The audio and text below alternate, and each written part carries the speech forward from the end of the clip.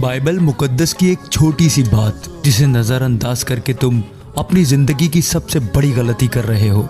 ये एक छोटा सा वादा है लेकिन तुम्हारी ज़िंदगी में बड़ी बरकत ला सकता है।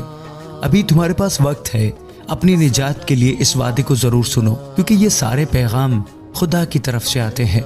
याकूब के ख़त के 4 बाब की 8वीं आयत में लिखा है, खुदा के करीब आओ तो वो तुम्हारे करीब आएगा।